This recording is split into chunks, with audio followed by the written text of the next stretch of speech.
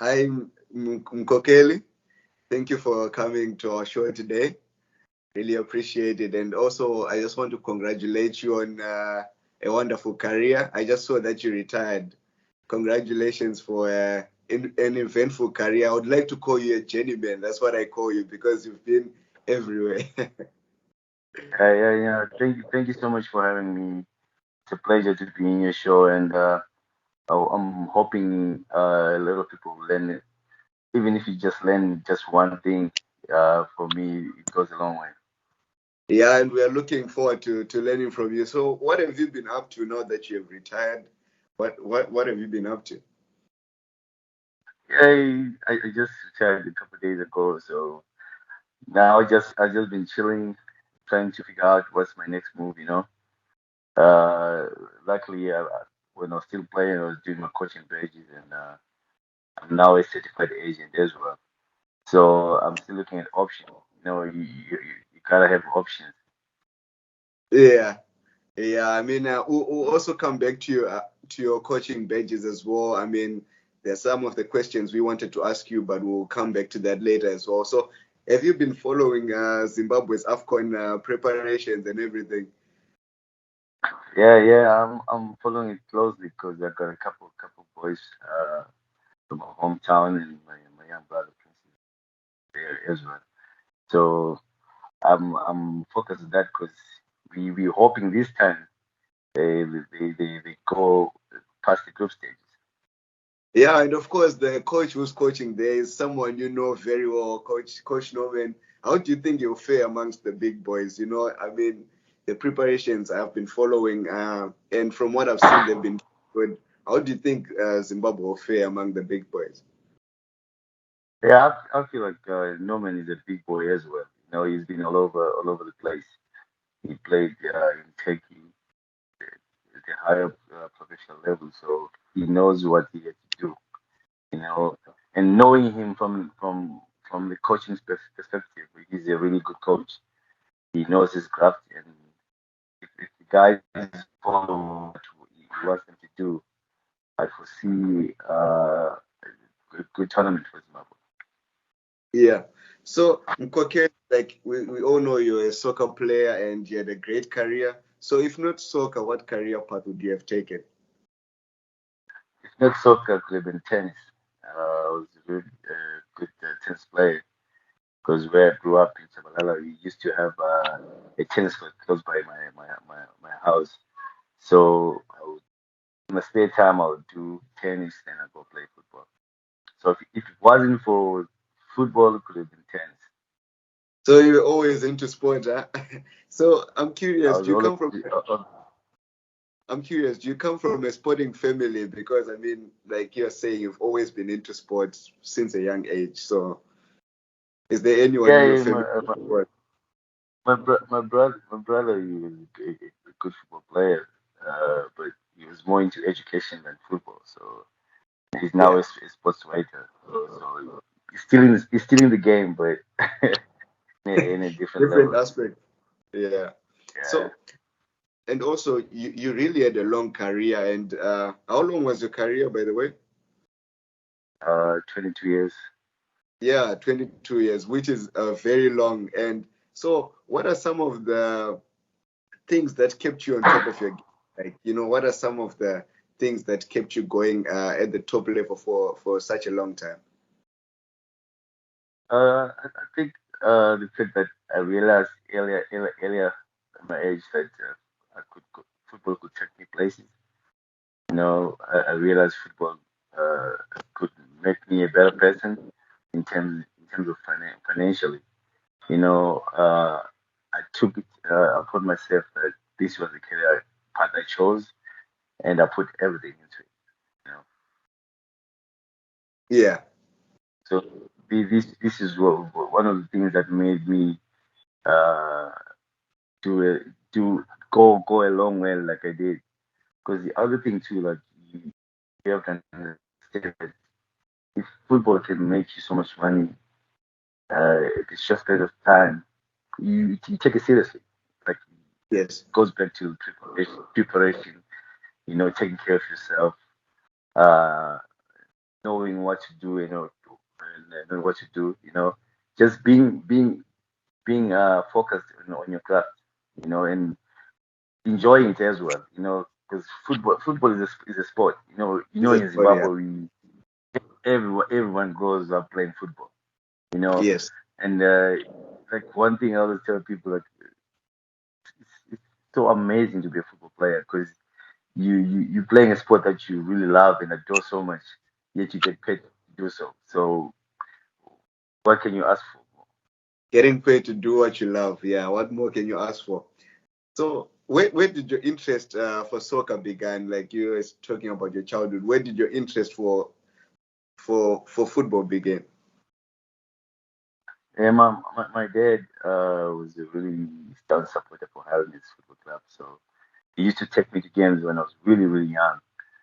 So from that tender age, my thinking was like I need to play for this football club because you know Yeah. how Highlanders soccer fans are. It's so loud. The So atmosphere passionate. at Baba Stadium it's so amazing. So it's one thing that made me play football because I'll go and watch these games and I watch players like Adam Dogu, Vitan Dogu, to watch Yeah. like Kumalo, and the crowd goes nuts when they're watching these guys. And when you're young and you feel the passion, you wanna be part of that scenario. So this is what made me really focus into football.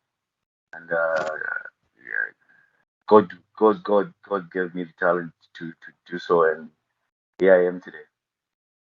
Yeah. And what are some of the junior teams you played for? Did you go through any academies or any clubs as a junior? No, in my hometown in Chabalala, there was a team called Chabalala Pirates. That's where I started. But I was a boarder then, so I played during the holidays. Then when I came back, I played for Dunlop FC. It was in Lubele. Then I went to Highland. Yeah. So like how did I'm curious to know like how did the Highlanders spot you? Where were you playing when Highlanders spotted you and how did that move materialize to Highlanders? Oh, so I was playing for Dunlop FC. We were playing junior league. So we played against Highlanders. And one of the coaches, Benjamin Moyo, he's late, may his soul rest in peace. He's the one who supported me and gave me an opportunity to come to Highlanders junior teams. And that's how that move went. Oh, nice, nice. So were your parents always supportive of you playing soccer? You know how in African homesteads sometimes it's always academics, and that's all they want you I to do. know, I know, but How was that I when you had were to go. during that I time? had, I had to go through that. I had to go through that. Like my dad was always about education first, you know. And sometimes I'll go to school and just go to the field and you wouldn't know up until the time when I started playing for the first team because you hear like people in the neighborhood talking about me playing for Highland Football Club, but your son is good, and like he didn't really care, you know. Yeah. I think he loved the idea of people talking about it, but like he didn't care about it. Up until when I was selected to play in the first team, that's when he started to come and watch me. Oh, nice. That must have been a proud moment for him too, watching. Yeah, but Zimbabwean parents, they always want you to go through education first. Yeah, yeah. I know the struggle. I know the struggle. So, like, how was it Yeah. like playing for Highlanders? I mean, at a young age like that, you're playing for Highlanders, and the expectations playing for a big club like Highlanders. You always have to win every game. So, how was it like playing for Highlanders? I think the difference between now and then the junior policy was really functional. Like when Yeah. you're playing for the junior teams, like it meant a lot, and the coach taught you, and it was an easy transition from the juniors to the senior team because the head coach the assistant coach of the first team was the head coach of the junior development teams.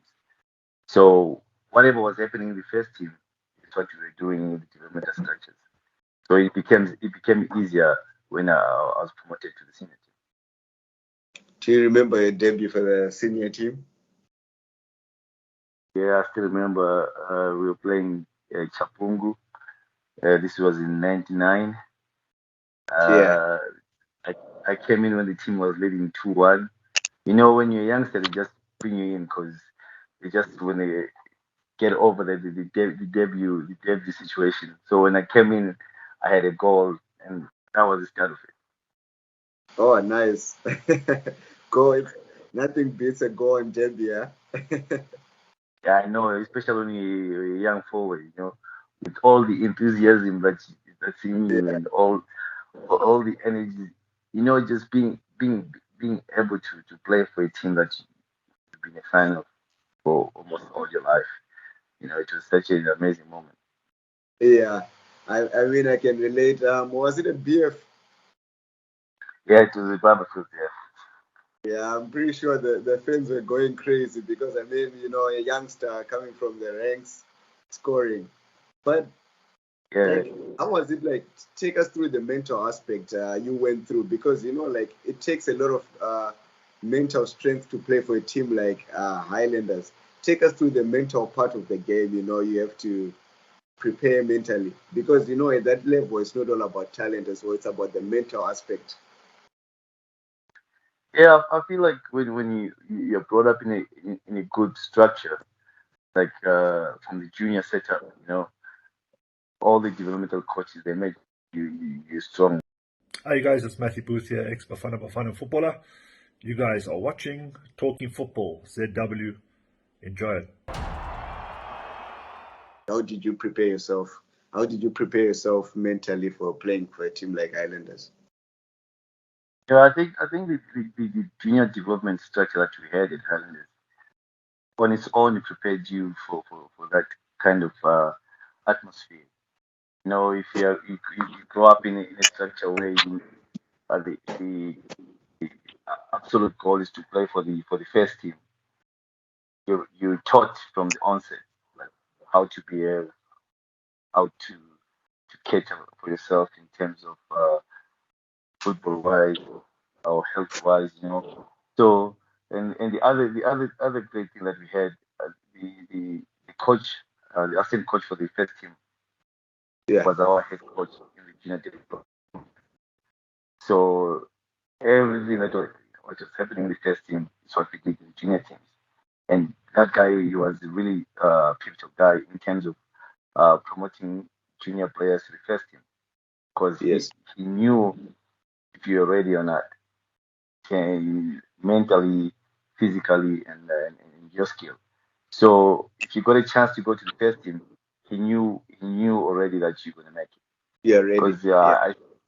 I saw many players that were not mentally fit, but they were really good players that went to the first team and failed to make it. You know. So on the other hand, I think it's where you come from also. What motivates you to be a football player as well. Those are things that push a person to become a better player as well. Yeah. And you also won the Golden Boot numerous times in your career, and you also won it at Islanders as well. Like, do you like take us through your secret for finishing? Like, do you stay in like when everyone is left, or you're just a natural finisher? During those days, like for me, it was all about playing the game. Yeah, I wasn't like very mentally set that I was playing professional football. I was just Yeah. there and being happy being there.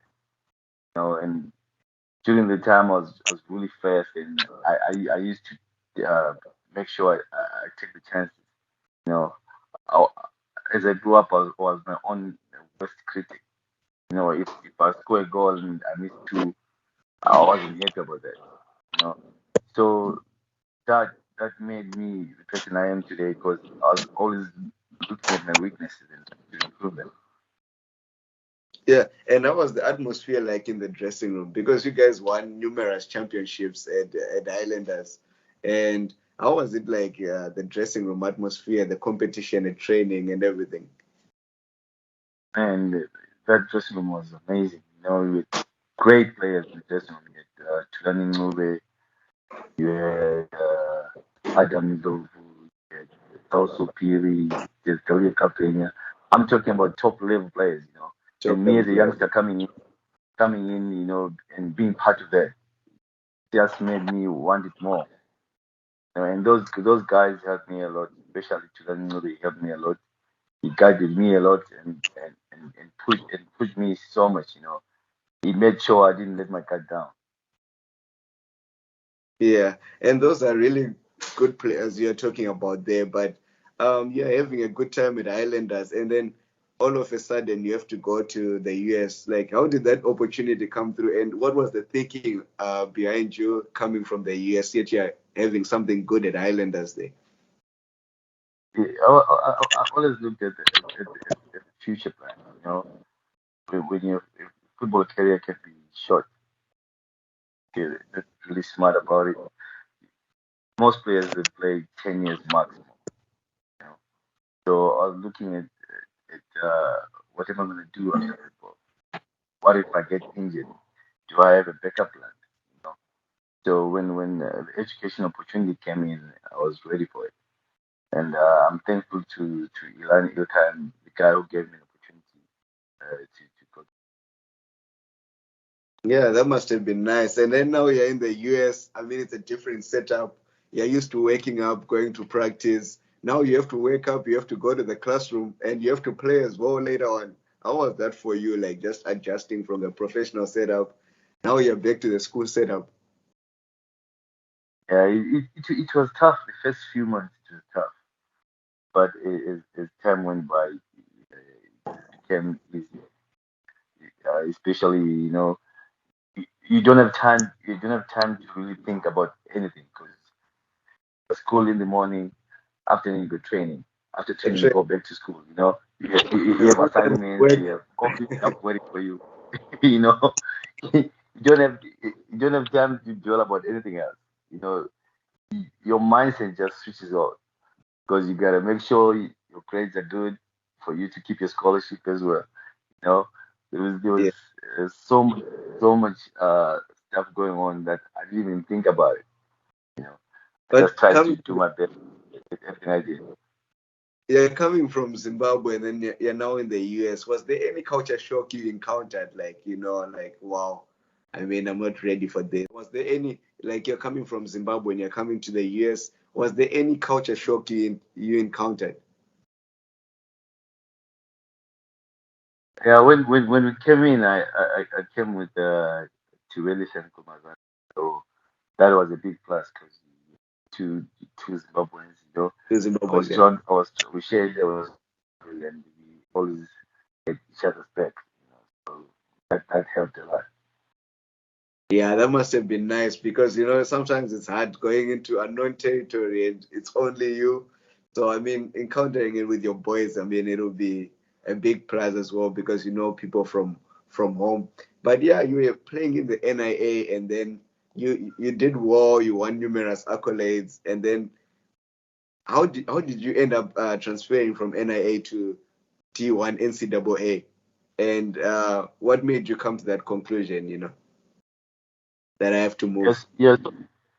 So when I came into Lindsey Wilson, Joseph Kabwe was already there at Lindsey Wilson, Yeah. and he had just transferred to Coastal Carolina. So for me, it was just like I was looking at my dream in front of me because I realized going to play for a D1 school, you get a chance to play in the MLS. And Yeah. Joseph Cowboy just left our school, so to go to Coastal Carolina. So I looked at it as like this is the way to go, you know.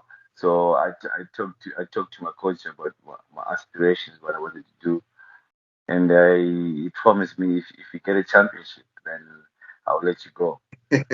Yo, yo, yo, this is Tapua Kapini. former Highlanders captain, former Amazulu captain, and now current Skukuna United captain. You are watching Talking Football. Keep on watching Talking Football. It's getting better and better every day, every week, every month, and every year. Kaboom! You were saying your coach said if you give him a championship, he's going to grant you a move, or what did your coach say when you wanted to move? Yeah, he said if you can give me championship, then he will allow me to go. And 2 years later, we after the final, I was sitting with him and asking that same question, and And you gave him a national championship, as big as they come. yeah, and you know how Americans are. They're so transparent in doing their things, And he was like, I'll keep my word. I I hate losing you, but you know, we had an agreement, and I was at Coastal all of Nice, year. nice. And at Coastal, you had a good career too, and you had an injury as well. Like, take me through, like, how did you manage to uh, come back from that setback? Because you're injured and you're playing well, and then you get injured, and then you have to come back again. How was that process? Yeah, I got injured when we was playing in the PDL Championship when I was playing for Michigan Bucks during the Yes. summer. So when I came back, I was injured. I was out for like 5 weeks. College season are really short. So I was like, this is my senior year, Yeah, and senior. it was just so frustrating. But when I came back, like I was so determined to do well because that was my only shot. You know, when you're coming to your senior year, you know how college football is. You have to Yes. really do well for you to get a chance to get drafted. So God was on my side during the time. I scored a lot of goals in a, sh- in a short space of time and with a few number of games, and the rest is history. Yeah. And so, how did you end up going to the draft? Like, I mean, like, I don't really know the process. So please just take us through the process of going into the draft, because I mean, it's kind of a complicated process. Take us through like Yeah, the you see, there's the super draft, then there's the supplemental draft, right? yeah. So I wasn't invited to the combine. So I wasn't Yes. invited to the combine. Combine is where they select the players, guys they feel they're the best players during that time. Yeah. So I was like, oh, okay, it's fine, I'll get my shot. Then they go to the combine, they do the super draft, and I was not drafted. Then they do the supplemental draft, and I wasn't even thinking about it. I still remember I was in class, and I'm coming out of class. I have more than 70 missed calls. I'm like, what's going on? You know, and like everyone's calling me, want to congratulate and all. And I thought someone had died or something. And a few minutes later, my coach called me and said, "Come to my office." Then he shows me that I've been drafted by me and the supplemental draft. So How was the that feeling was, like? You're not bruh, a like, play the I, MLS, and I, I, that's I the wasn't that's the I wasn't even biggest thing. expecting it. I wasn't even expecting it. It's just like one of those things. Like, okay, they did this, the super drafted. I'm not drafted, so I'm a have to do another route. Then I got drafted, and if you're drafted in the supplemental draft, you're not guaranteed that you're gonna be signed. You're gonna, yeah, So now I had to go and prove myself. You know, and that for me, I was more excited uh, by being given the opportunity. If a good player and you trust yourself, like that opportunity drives you.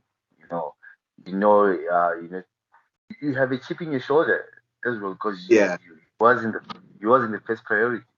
You know, you go in there. I'm like, all right, you don't You expect want to anything prove from them me, but wrong.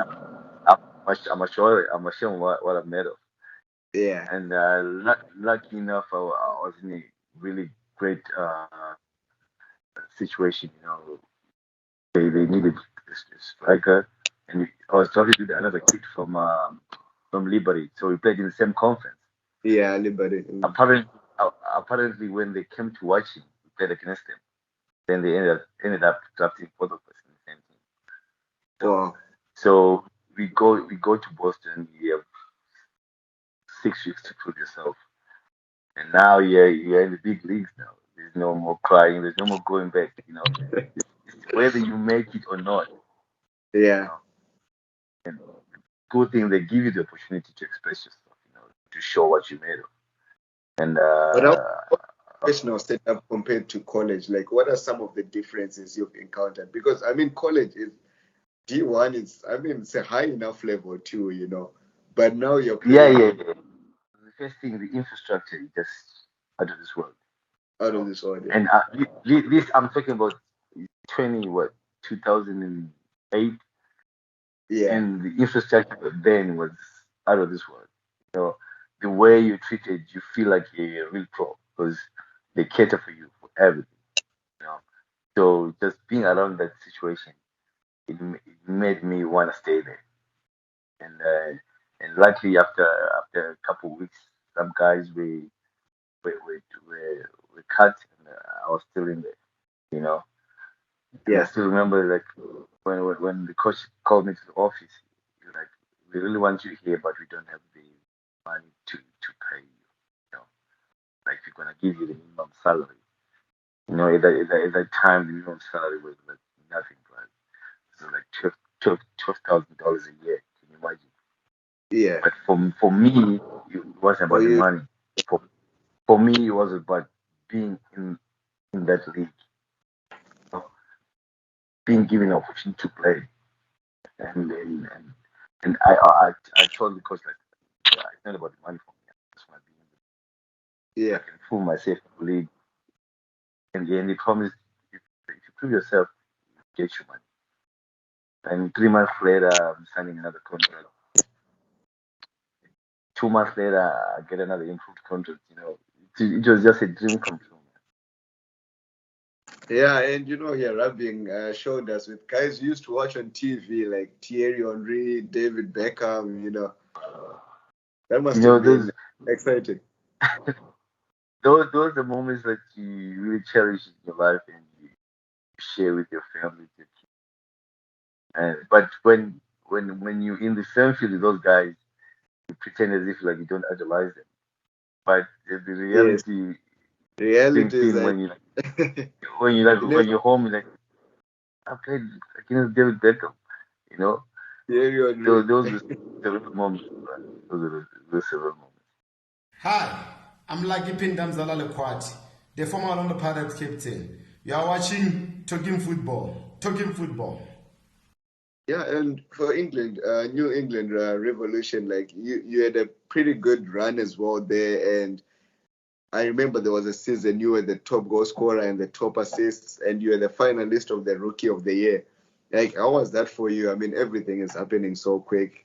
You didn't even know you were gonna make the MLS to begin with. You know, how was that? Just take me through that season. Where that happened. Yeah, bro, everything was happening fast, but the one thing that didn't change was my attitude towards what I wanted. My goal was to be the best and to be the guy for Revolution. New England Revolution had Taylor Twellman, one of the Yeah. finest, one of the finest American strikers that has ever been produced. I was this was a guy fighting for a position. And to be honest, he, he was was one guy who made me push myself. Because when you have one quality player that shows up every Yes. day to training and hard, and you're a rookie and you're watching this guy like this guy is scoring a lot of goals and he still works hard. It makes you want to Just you to do be more as like well. him or do more as well. You know? So those guys they made me push myself to the limit. And unfortunately for him, he got injured Injured, Then he yeah. gave me an opportunity. Gave me an opportunity to play, and that time I was like really ready. Because I remember my rookie year, I had a span where I won like 5 games, scoring every game. Scoring every day. Yeah. Then I got injured. I was out for like 2 months. I think that's when I lost the rookie of the year. Because if I wasn't injured that year, If I you were think there, you would have kept on scoring I could have anyway. scored. I could score more goals. You know? Yeah, and But the like fans love you too. yeah. I had a really great time with the fans because all the time I scored, I had the dance that I made, and everyone embraced it. Yes, So everyone, yeah. that's what. Yeah. Yeah, and afterwards you ended up moving to Chicago Fire as well, and you didn't really get much game time there. I mean, how is it like as a player? Like, you're moving from where you're playing more, and then you're now moving to another team. You don't get much game time, but you still have to go to training every day and give your best. How is that as a player? Yeah, it's a struggle if you're not mentally strong. That's when like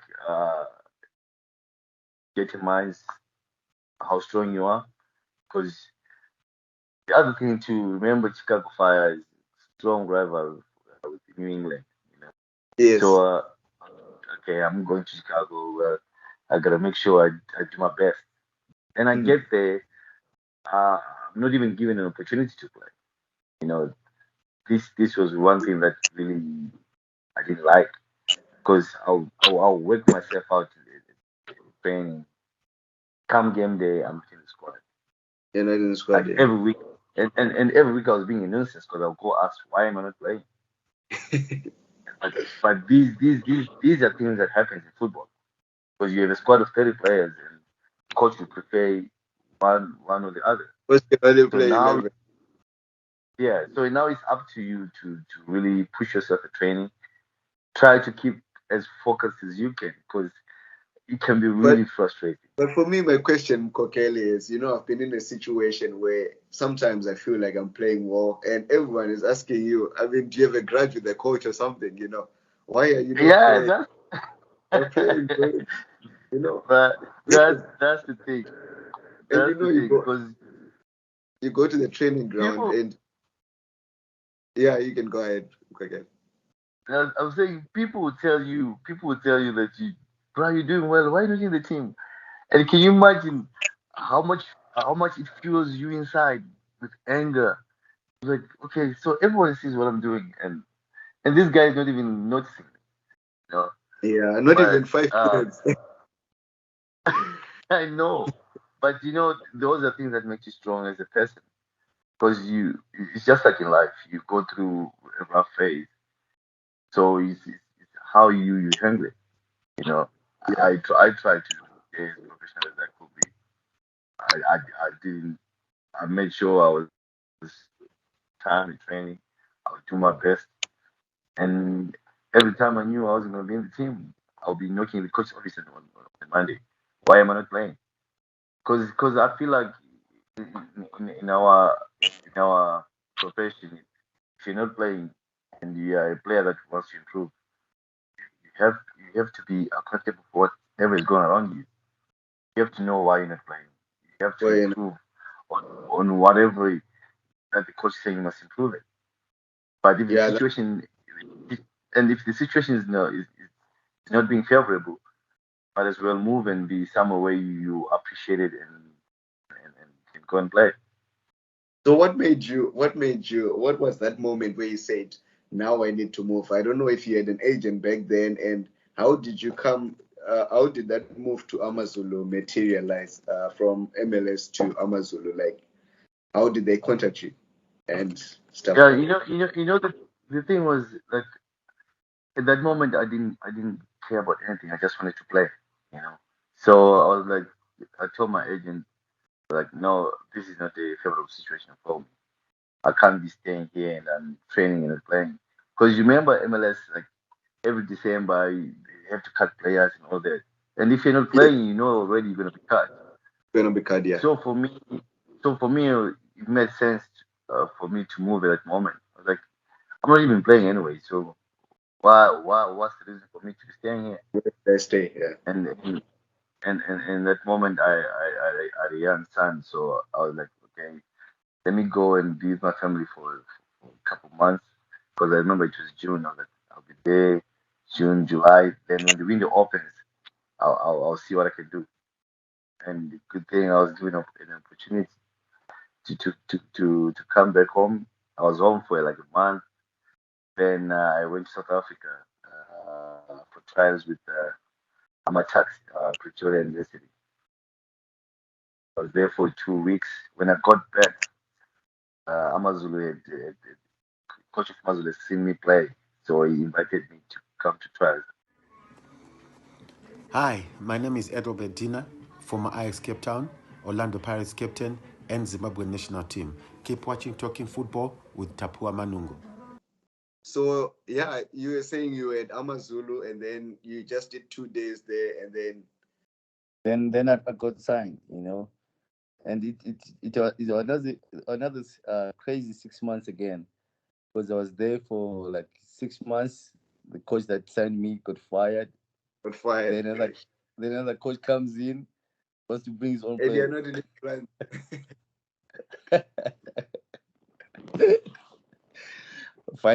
Financially, it's okay, but professional But wise, you you want want to to play. play, You know what I Yeah. mean? But it's one of those that happens, during your playing career, and those ones are the ones that teaches you to be strong, And Yeah.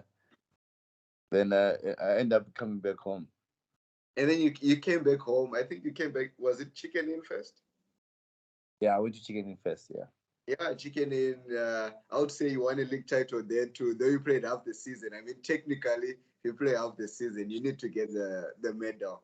I don't know if they Yeah, ended up yeah, giving yeah, yeah. If it was anywhere else, I'll be having you a another bit. medal. So technically, that's another title, and yeah, you did well. But I wanted to ask. There's this question I wanted to ask. I mean, you've played for Blawayo City, you've played for Chicken Inn, you've played for FC Platinum in Zimbabwe, you've played for Highlanders. How is the atmosphere like in the dressing room playing for, let's say, teams like Highlanders and FC Platinum, where you're fighting for championships, and Chicken Inn and Blawayo City, where you're fighting for survival? How is the atmosphere like? How is it different from the atmospheres? How different are they? Fighting for relegation, fighting for survival, and also fighting for league titles.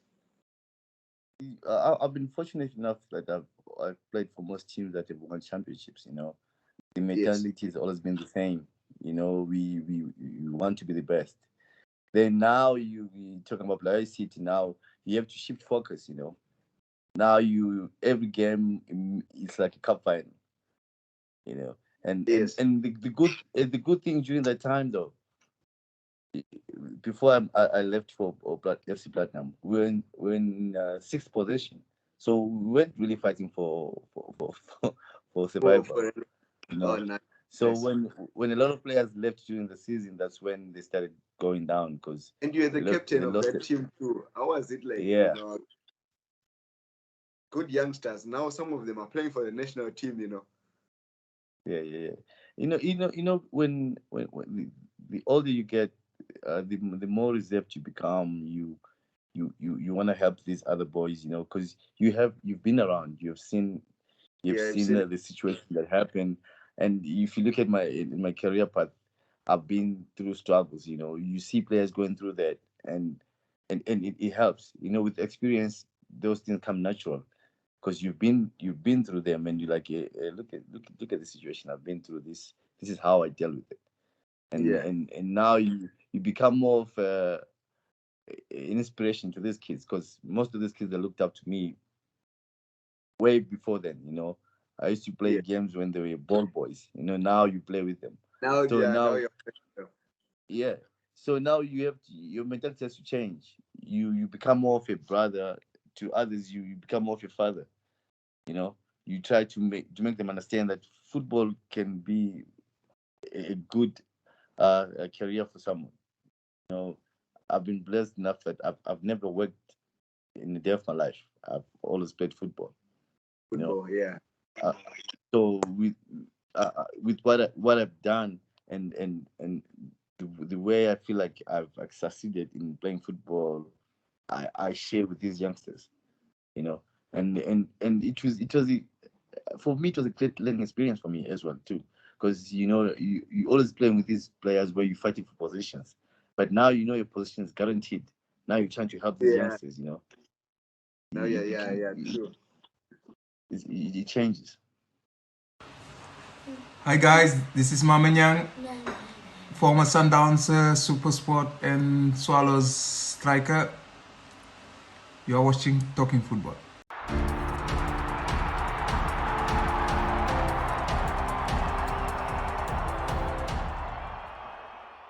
So now you signed for FC Platinum, and for me, I'm thinking, what are they doing? They're signing. I mean, I didn't really give you a chance at FC. To be fair, I was like, this guy is a fan force, and what was Coach because many fans share the same sentiments that like that's an unnecessary signing, you know. But what was Coach Norman's message to you when he signed you? Yeah, because when we got signed at that time, FC Platinum were trying to win a championship, Yeah, and they were always in that situation, and all the time it eluded them. So now they needed experience. They needed guys who have won championships. They needed guys who come in and have an impact in the experience, team, guys. you know, and help these guys. Because sometimes We had guys like Gift Bello, Charles Banda, Gift Bello who had won them with Dynamos. He had Charles Banda with Motor Action. He's won them. Yeah, yeah, but you see the difference. All those guys were there prior to that year, and it had eluded them. But now you want to bring guys who are gonna come in and make a difference, like making instant difference, make and an impact right there, Because during that time it was halfway through the season, and Platinum were second position, and I think for Coach Mapeza, he had seen that happening every other year. So now we needed top quality guys who are gonna come in and help. And at that moment, I know a lot of people. Yeah, you're not alone in that. A lot of people doubted us. Like when the yeah, standards were talking about old age home and all this, you know. So and all those people were talking, and it brings fire in me. I'm like, no, it's fine. You can say whatever you want, but I'll show you on the field. And now yes, we're talking about and it three did. years later. Yeah, 3 years later, we got three really titles. championships. So, Yeah. so I can't ask for more. Yo, but did that ever play through your mind that people are saying this? Okay, yeah, and this brings me to my next question. That you know, I mean, your era, to be honest, like when you really played, like especially in the States, like it was different. I feel for social media and stuff from now on now. But how do you handle those that criticism? Everyone, even the newspapers are writing that this is an unnecessary signing. He's old and everything, and even many fans, it's hard to block out because it's everywhere. How do you handle such, as a Yeah, soccer but player? in life, bro, in general, like if people are looking down upon you, you gotta rise up. That's the only thing I feel. You gotta do Yeah, what you're supposed to do. Because if you fail, that's what they expect.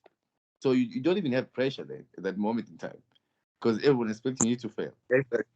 So the the only way is the only way going up.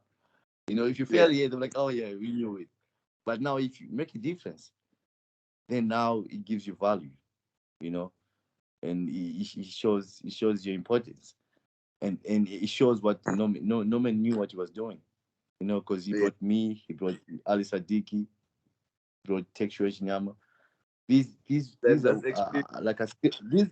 these are still winners. Yeah, If you look at their CVs, they are winners everywhere they go. And yes, now we come in, the rest is just surprise. 3 years, five trophies. You know, yeah. it That's worked. It that's worked. It super worked. impressive. It worked out for him. It worked out for him. Yeah, and you've won 6 league titles, and I'm gonna put you on the spot there. which one was your favorite league title out of those 6, and why? I think my first The one, one you changed the most. my first one was Why would you say was it was the best out of all the other ones? because I'm looking at this is the team that I've always wanted to play for. This is that was my dream team. This is where I wanted to be. And I'm coming in as a youngster and I'm winning a championship. Not let alone 3 championships in a row. So it's like a dream come true. It was a dream come true for me. Yeah. And then you won championships, but now you've retired. You had a great career, and I can't really say transition from player to coach because you've always been coaching Zebra Revolution. So would you mind telling us more about the Zebra Revolution? And also with that question, like how important is junior policy? I mean, I see you doing junior policy and you came through those ranks as well. How crucial is that? So you can just match those 2 questions. Yeah, I've started coaching 2015. That's when we started the Zebra Revolution FC, because I felt like for me I love being part of the game, and I've so much passion, and coaching was natural for me. So I started that in 2015. My idea was to start that so that I could give these youngsters a chance.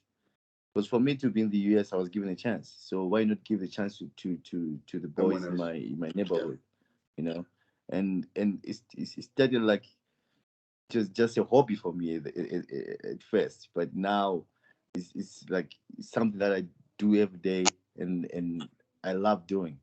And my idea is to promote these youngsters to just become better human beings first, and great footballers secondary. Because our idea is for us, we want to promote education first, then football secondary.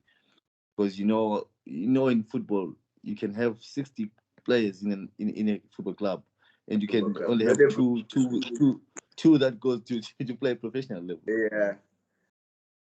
So you have to have an impact. You have to have an impact in these youngsters. Show them that it's not all about football; it's about life in general.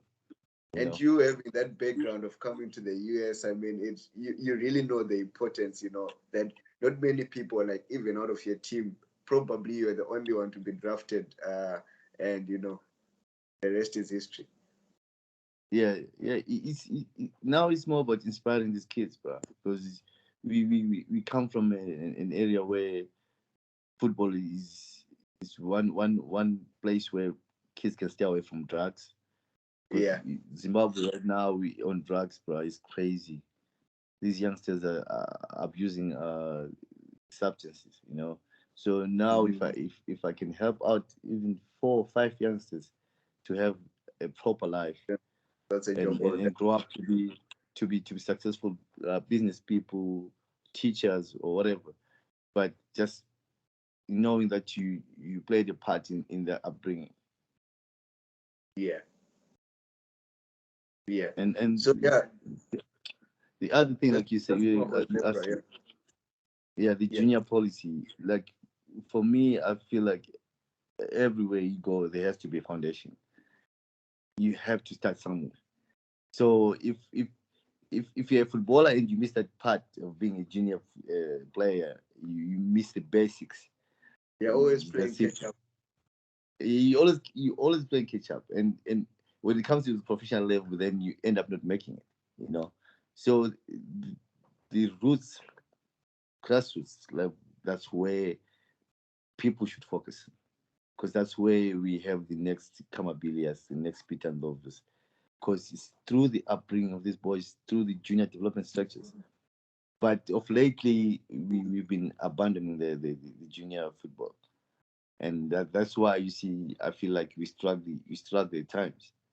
Yeah, and because if you look at football, there's no shortcut in football.